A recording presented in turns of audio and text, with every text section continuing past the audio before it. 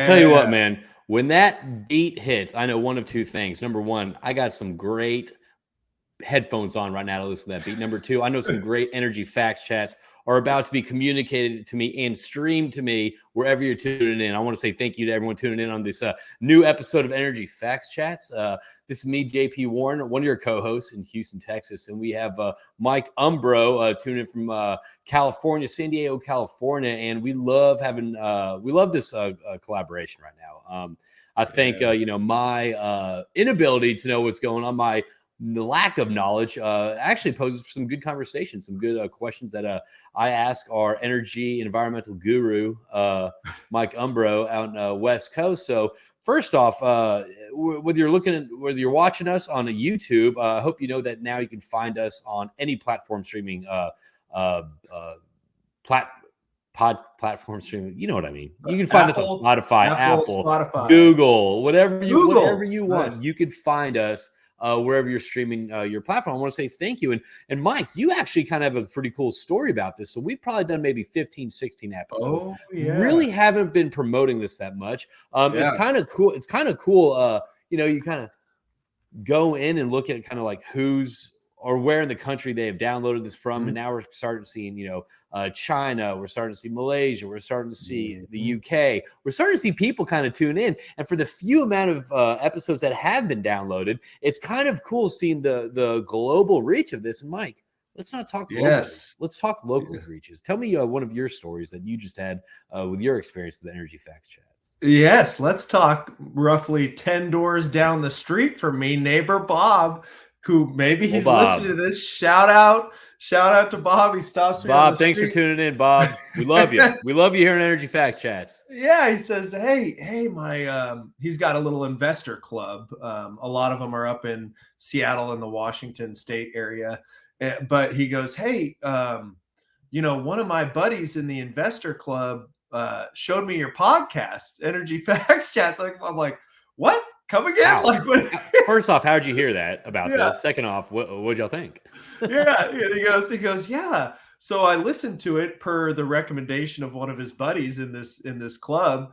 And he goes, oh yeah, that's my neighbor. And the guy says something like, I love those guys. And so however they found us, I do know that their club is invested, I believe, in CRC, California Resources Corporation, which is a publicly traded company. So maybe somehow they're out there searching for California energy, whatever, and they found us. And maybe what they're finding that's hitting the headlines, what's hitting Google, what's hitting Bing, or even Ask Jeeves in some cases, maybe what they're finding there isn't what they need, and they really kind of want to get down to the basics of what's happening. That's why they tuned into Energy Facts Chat. So, Bob, shout out to you.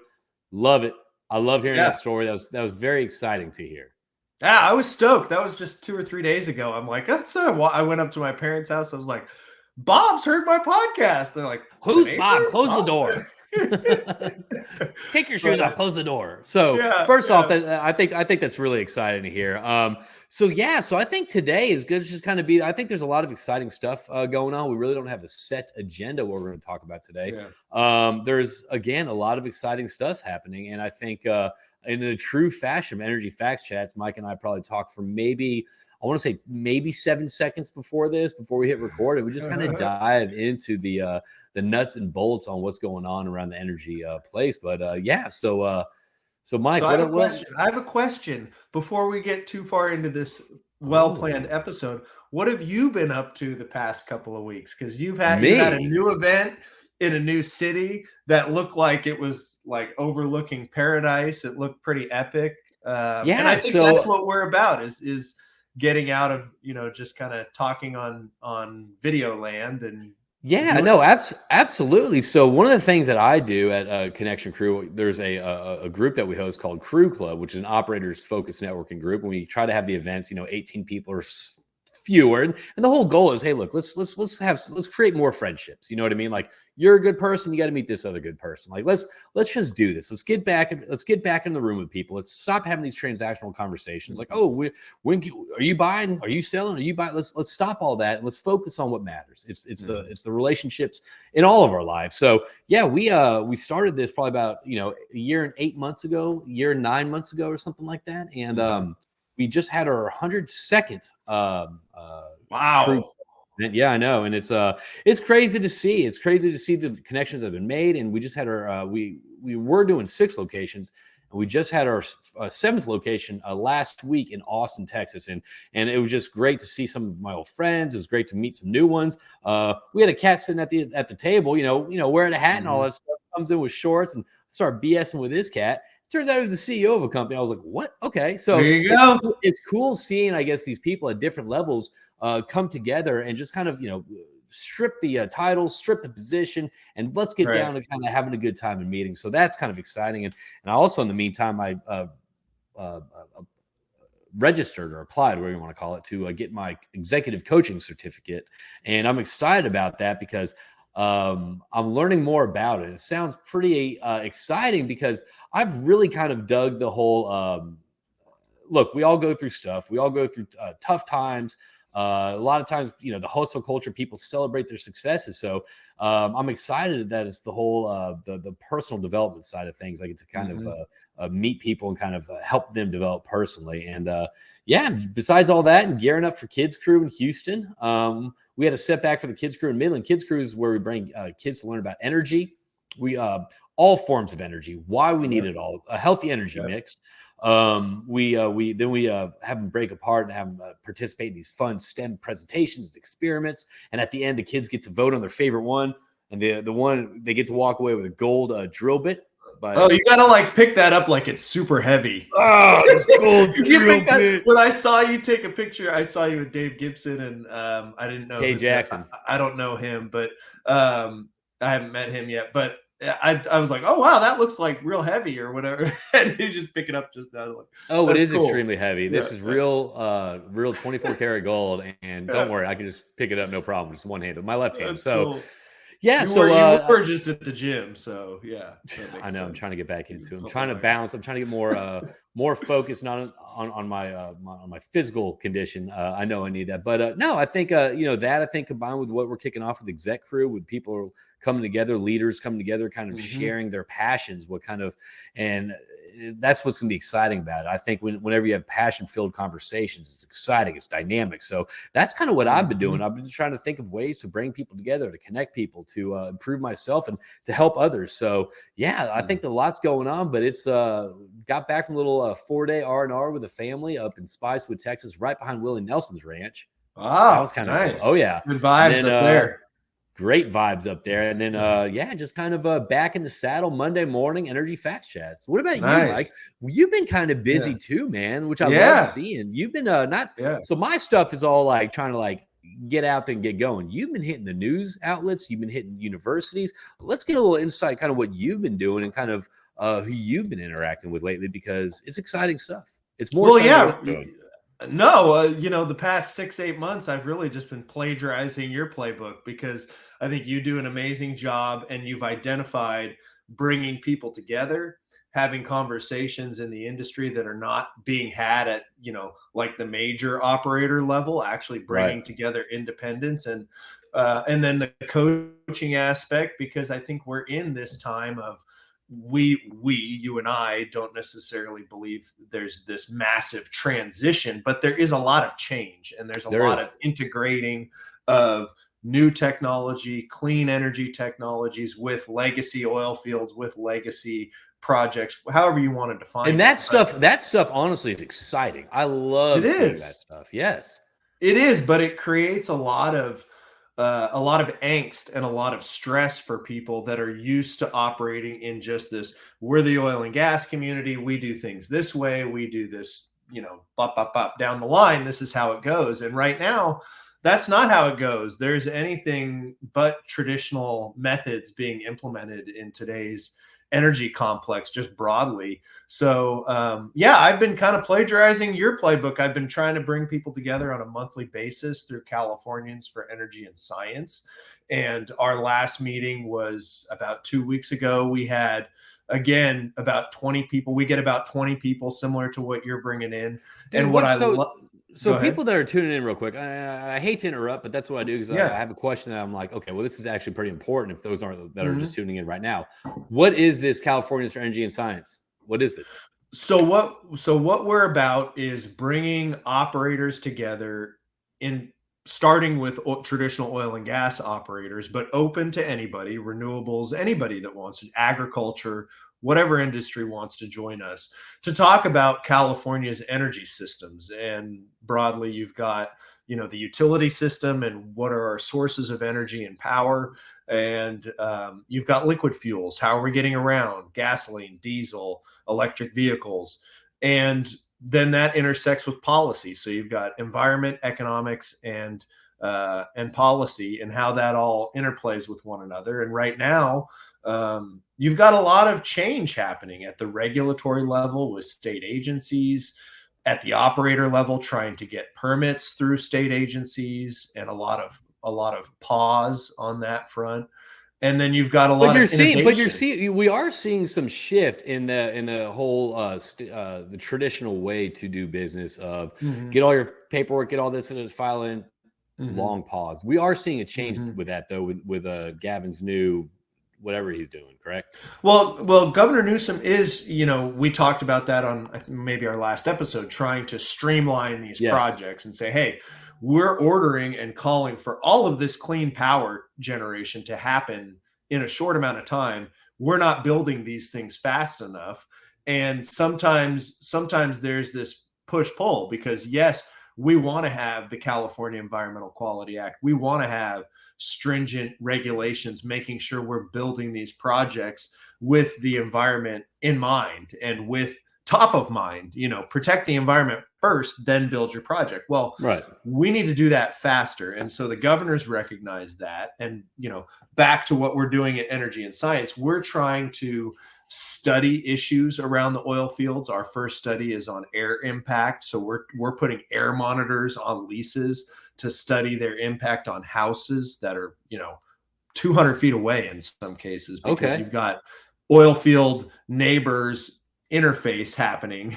And you've got a lot of policies coming down to implement setbacks, to push the oil fields away from communities. And so we're studying the science behind that. But more importantly, what we're trying to do is get operators together to provide meaningful policy recommendations to Sacramento, so we can say, hey, Governor, we want to help you build these systems, but we need XYZ to do this faster or more efficiently without sacrificing anything on our environmental standards. We can do these things faster if we get these policies in place. And so we're doing that by meeting together monthly as operators, facilitating studies on actual oil fields in California. And then we were just at the Taft Oil Technology Academy at Taft Union High School, much like you do with Kids Crew, to share with the students, hey, we're a nonprofit organization. We're studying the evolution of these oil fields and of our power markets and power systems. And we want you to be along for the ride from the start. We want the youth to be involved in this process, because that's exactly what's happening with the broader environmental movement. They have a lot of youth. The youth vote in state or federal elections. They're active voting now, and the environment is one of their main concerns. And so we want to incorporate all the voices of our community to collaborate on this, to come together and study it. So that's really what we've been up to. So we've been at the high school, we've been with operators, we've been talking to agencies on a project basis for our project. So it's been a lot of fun. Okay, so I have two questions on that. The first one, and I hate asking two questions because I always ask the first one, always forget the second one. So hey, first question is this: when you are, and I'm gonna ask the two questions now, I'm gonna have you answer. So when you are in the room with all these operators, all these the people in the community that do come to the California for Energy and Science, and it is growing, it is relatively new.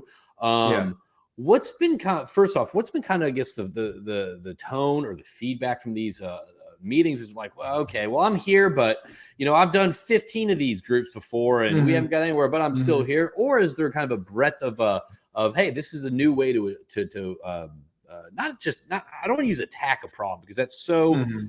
aggressive, but this is a new way to study the issues that people are bringing up, and I'm excited about this. So that's the Mhm. first question. What's kind of the tone from the energy community out there? Mhm. The Mhm. second question I have is, which I'm kind of more interested in, I want to hear about your experience at Taft High School on Yeah. the students' reaction, reception, and conversations you had with Mhm. high school students who are maybe curious about energy, maybe know nothing about energy, maybe know a lot. So Mhm. give me Yeah. both of those kind of tones. Yeah. I think first, the tone with operators, just generally outside of our group, has been a state of shell shock, maybe, about how quickly some of these policies are coming, It and seems how pretty. They seem to be rolling out pretty damn quick. there's an amazing pace going on with California's climate Yeah, action, and it's on the one hand, it's very easy for folks to sit around in a room and criticize and bemoan the situation. Oh, it's never going to work, this, that, and the other. Well, this is the reality of today. Okay, so if you want to get a project approved, you better have a way to show it aligns with the state's climate action. Otherwise, it's going to be very difficult for you to get a project approved. So I think there's starting to be a sense of acceptance around that. And now operators are trying to figure out, okay, what do we do? And from the start, I've been advocating to our group, we need to study these things. We need to have formal studies. What is your air impact on emissions? What are they? Do we know what's coming off of your leases? Well, we do internally at the large operators. Oh yeah, we track that stuff. And oh, California Air Resources Board, they have that data, but we don't want to share it. And it's like, no, those days are gone. You are an open book to the general public now. And I think that's a cultural shift that's happening. And what you're going to see it in Texas, and you're going to see it across the country, where the days of these things happen on our lease line and nobody else really knows what happens, that's over. yeah. Those days are over. So now that we're 6 months into this, the operators they're listening more. They're not pushing back and saying, oh, well, those studies exist. No, We've they tried don't. this before. We've Yeah. done this before. Yeah. Yeah. Okay. No, they don't. They don't. Otherwise, you would be doing a much more effective job of teaching Sacramento or sharing these studies with Sacramento, and maybe you wouldn't get shut down so quickly because there would be more of a social license. You hear that term a lot in the environmental community and really in general on projects. You have to have a social license to operate. You have to have that trust of your community, the trust of the politicians, the trust of the agencies, the regulators, if you expect to have projects approved. There's no more rubber stamping projects. So what we're really focused on is studying impact, and the operators are now, when we have an event, we get 3 or 4 new folks That's into good growth. the room. But then the other folks, maybe some folks can't make it, so they're not there, but they're staying engaged. And we're going to land our first equipment on sites, I think, this week. And we're going to start For your collecting study, data for our for your air studies. quality. I love it. I love it. We're going to have air monitoring devices that track over 800 different gases and different elements in the atmosphere to show through plume monitoring integrated with weather data on our particular field that we're studying. What is happening? Is there anything coming off of these oil fields? If so, what is it? And we're going to show that in a paper. And it's going to be really exciting and give that to the operator. Maybe it makes an immediate impact, maybe it doesn't, but at least it shows that we're studying these issues, and more importantly, we're sharing that with the community. And number two, with the kids at the Taft Oil Tech Academy and Taft Union High School, there's interest. Some of them have family members that have lost jobs because permits have slowed down, because drilling rigs have gone from over 80 rigs in the state of California 8 years ago down to maybe 8. And maybe even less, that maybe is 6. mind-boggling for such a state dependent on energy and the consistent energy consumption of the state. That's shocking that there's 8 rigs going. Right, and demand has not fallen. We still demand over believe 550 million barrels a year in this. And I want to make that clear. Just because the production is going down, just because the production is going down in whether it's the state of California, whether it's the state of Mm-hmm. Texas, whether it's Ohio, I don't care. That does not change the demand of the population when it comes to energy and living in comfort, paying bills, getting to and from work. So it doesn't matter if you can cheer for 0 barrels of dirty oil being produced or whatever you want to do. However, that's still not changing it's still not changing anything. You know what I mean? So I can get, okay. So that's kind of my point.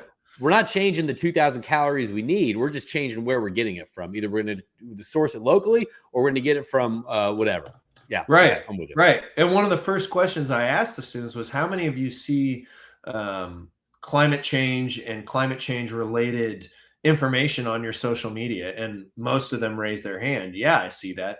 And I say, well, how many of you see anything from energy companies about what they're doing? Nobody, nothing. Yeah. And that's the social media culture that the legacy oil and gas, the old industry, let's call it what it is. It's an old industry that has failed to engage, to do, I mean, even podcasts like this where you think nobody's listening and it's like, whoa, my neighbor heard about this.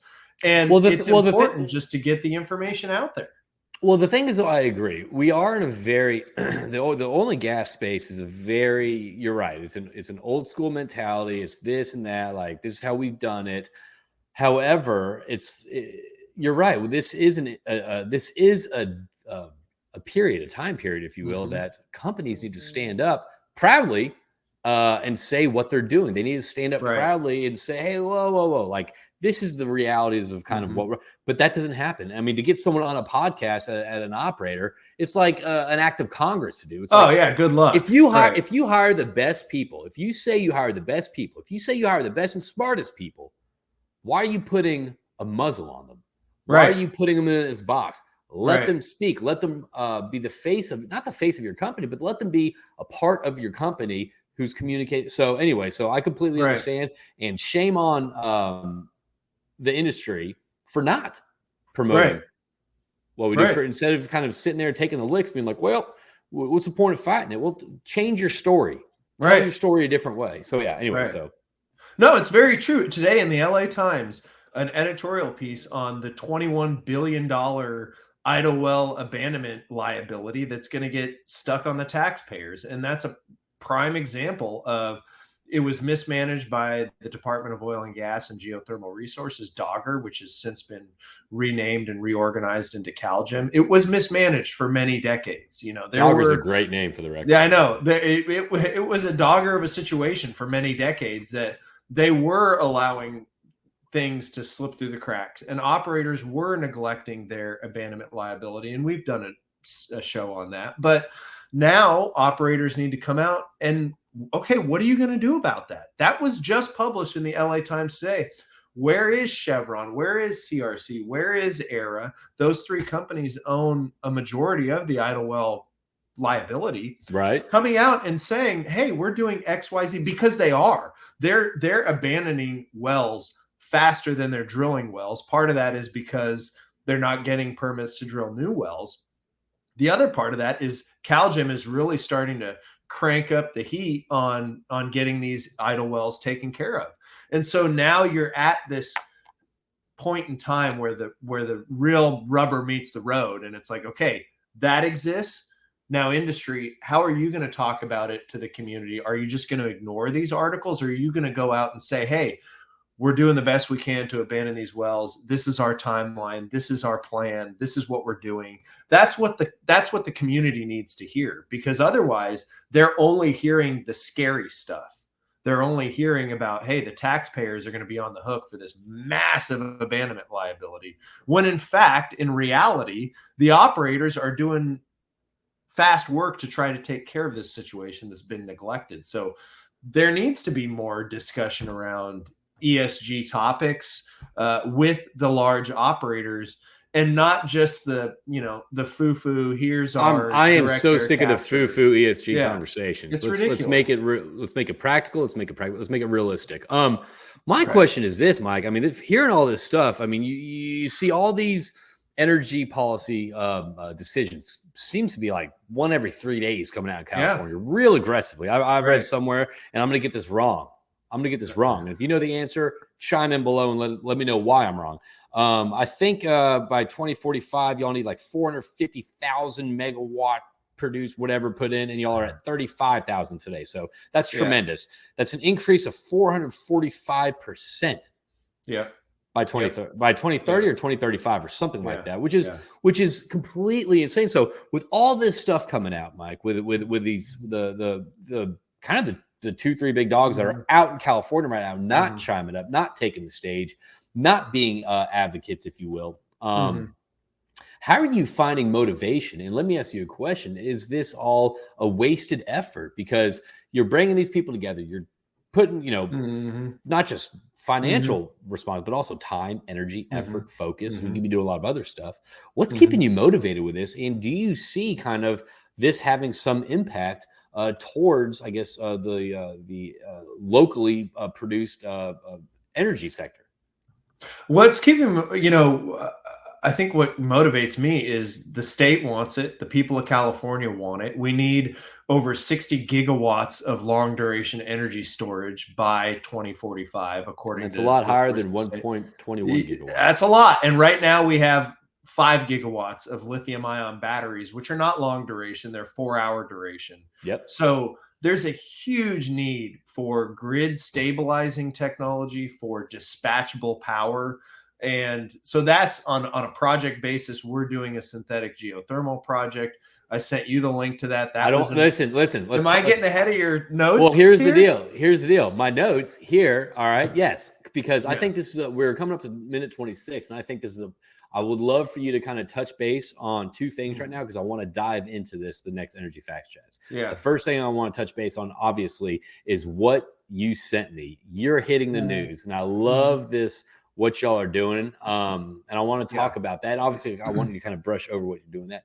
And the second thing I want to kind of get into the next Energy Facts Chat is something that you sent me also over the weekend about buying the renewable energy to avoid the blackouts and what this whole plan is. But yeah, talk to me about kind of what you're focused on, why you're hitting the headlines, for people to kind of tune in or investigate themselves if they're curious. So talk to me about that a little bit before we wrap up.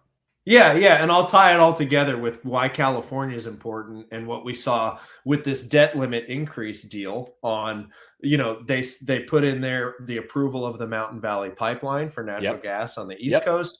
They've talked about permitting. Which is big. Yeah, absolutely. It's huge. And that upset environmentalists. And it also gave a win to Republicans. And then they also talk about streamlining NEPA reviews, and that's your federal environmental review process. And so those things connect very closely what we talk about so much, how California is talking about, and Governor Newsom talked about, hey, we got to streamline these projects getting permitted.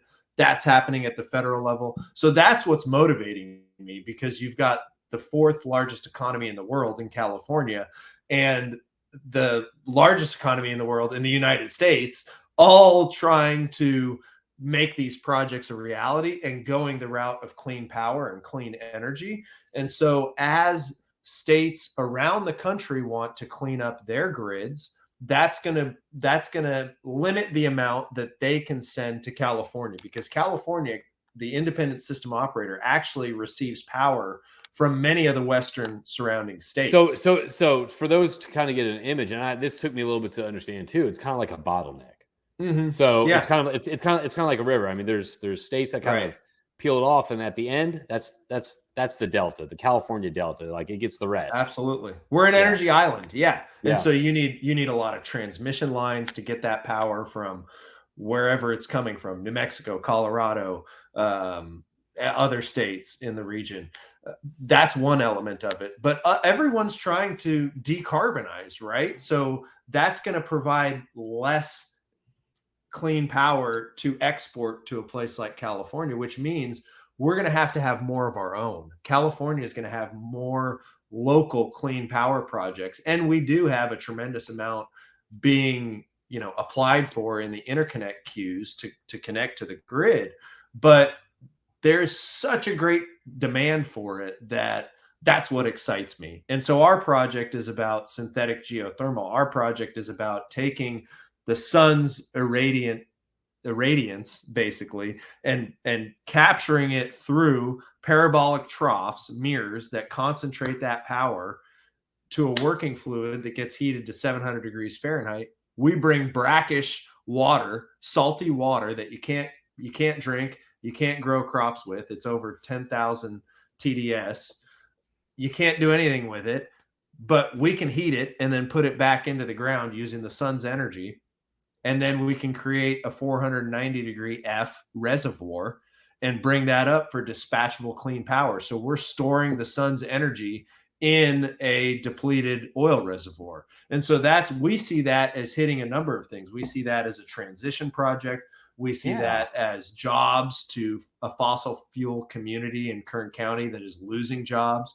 We see that as clean power to the people of California. We see that as dispatchable power. We see that as resiliency on the grid. So we're stoked about it, but it's still going to take years to permit and develop. And so that's what we're seeing at the federal and state level of, hey, we're ordering all this clean power. Now we got to build it. And that's the exciting part. And the demand isn't, look, whether that process takes 5 years, 6 years, whatever, the demand isn't going to be there in 6 years. First, it's going to be more. So the demand's here today. The demand's here today, and it's only increasing. And the demand is not going to wait for you. The people charging their vehicles in their garage with EVs, or the people trying to do their laundry at 5 p.m. during peak power when maybe they shouldn't be doing their laundry, they're still going to do it because most people don't understand these dynamics. So but it's not even that. But most people, they work till 5 and they get home at 5:30. There's no other time. They got kids, they got responsibility. So that's the only time they can do. So I know it's peak, but what do you want me to do? Not do my kids' laundry? Right. And we need these systems to come on in times when the sun is not out and when the wind is not blowing. We know we need to solve this this problem of intermittency with renewables if we want to have a truly 100% clean grid. So that's what we're trying to solve. And it's exciting. I mean, we're excited to do it. We're excited that the Bakersfield, California, put us on the front page today. We're excited to work with agencies in the state to tell them what we're doing and that this exists. Because if we don't talk about these things, the thought process from those outside of a traditional oil and gas mindset, their thought is, let's just shut this dirty business down.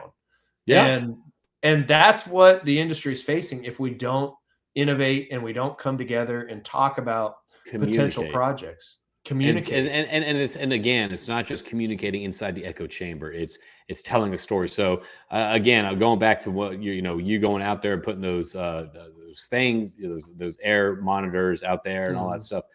That tells a story. I would love to see you take more of the playbook and get some content when you're out there. Get pictures. We're gonna have some videos. Oh yeah, I would love to see that, dude. And if anyone's curious about kind of checking out what Mike is talking about, it's at bakersfield.com.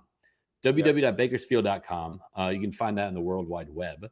Yes. Yep. And the title is West Kern Energy Project would turn depleted oil reservoir into synthetic geothermal storage. And honestly, you can listen to it. It's not that long. You can listen to the article, but this is exciting stuff. I want to kind of dive into this more and kind of talk about this because there might be some other people out there with ideas, but they just kind of need either a springboard or so again, it's that passion sharing that's part of the exec crew that I love. So maybe we'll talk about that, what you're passionate about this and what the implications are of this project. So Mike, I want to thank you for your time. You got anything else for us as we leave here? I don't think so. No.